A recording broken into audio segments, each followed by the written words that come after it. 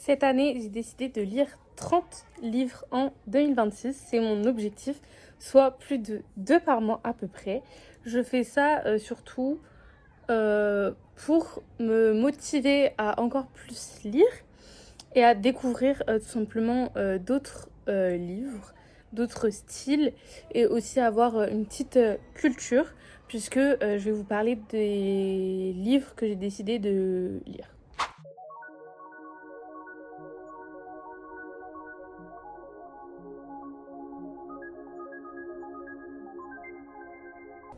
Je vais vous expliquer tout d'abord pourquoi cette idée m'est venue, tout simplement de me fixer un nombre de livres à lire sur l'année.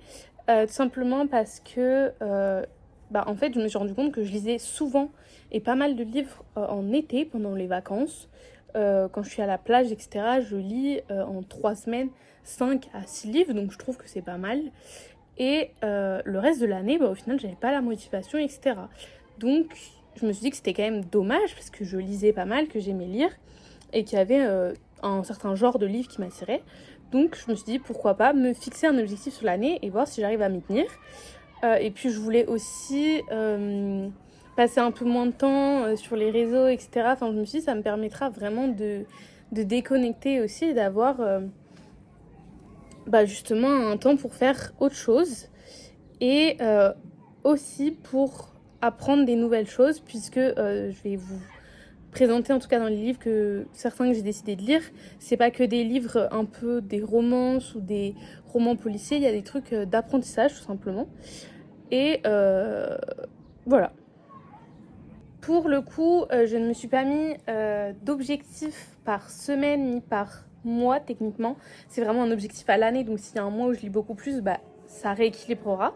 Il n'y a pas de quota quotidien à peu près. Je vais pas lire 20 ou 50 pages par jour. C'est vraiment au feeling. Je vais pas mettre une pression non plus parce qu'en plus lire, ça reste un passe-temps que j'aime bien avoir. C'est du bon moment, donc j'ai pas envie de me mettre la pression là-dessus. Après, si j'arrive à lire avant de dormir, c'est quelque chose de bien puisque se détacher des écrans avant de dormir, c'est vrai que c'est quelque chose de bon à faire. Donc ça, j'essaye de prioriser ce moment-là. Ensuite, le choix des formats, c'est tout papier puisque moi, j'aime bien tenir le livre et les avoir après, pouvoir les garder. Donc, il n'y a pas de livre audio ni de liseuse, etc. Moi, c'est vraiment, j'achète tout format papier et comme ça, je peux les emmener avec vous. Même si certains sont gros, je les emmène avec moi en cours. Je les lis dans le tram. Enfin, peu importe. Et il n'y a pas de règles du coup. Je mets pas de règles au fait que si j'aime pas un livre, je vais pas continuer à le lire. C'est vrai que là, il y a un livre qui je pensais m'attirerait parce qu'il serait un peu moins théorique, mais qui m'attire pas tant. J'espère le finir parce que ça serait dommage quand même, il m'a attiré au premier abord. Après, je vais pas me forcer non plus. Je vous ai ramené mon carnet, vous allez vous demander qu'est-ce que ça a à voir, mais en fait dedans j'ai fait une page de suivi un peu de mes livres pour me motiver, donc un book tracker. J'ai fait une page où je mets les 30 livres et je fais un petit classement d'étoiles si j'ai aimé ou pas et ça me motive en plus. Donc pour l'instant j'en suis à 5 et j'ai fait une autre page pareil où je mets donc les livres que j'ai lus, le nombre de pages et la date à laquelle je l'ai lu. Ça me motive cette esthétique à remplir et je trouve ça motivant tout simplement. C'est juste pour moi et me souvenir après de ce que j'ai lu. Aussi, je fais pas de critique ou quoi. Peut-être que j'en ferai pour certains livres que j'ai plus appréciés que d'autres en mettant une petite photo de la couverture et en faisant une petite critique. Du coup, je vais vous montrer maintenant quelques livres qui m'attendent, donc comme celui-ci, The Idea of You de Robin Lee. Donc ça, c'est un peu une romance, un truc, une histoire d'amour déchirante. Et ensuite de Freda McFadden, un de ses livres en anglais. Je lis aussi du coup des livres en anglais et en français. J'ai décidé, parce que ça fait quand même un budget, 30 livres, à peu près 10 ou 15 euros, voire 20 parfois.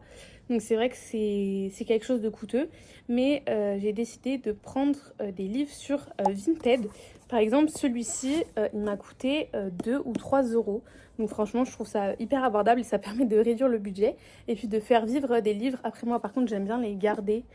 Je sais pas, c'est quelque chose comme ça. C'est peut-être un truc matérialiste ou quoi. Mais c'est vrai que par contre, j'aime bien garder mes livres après.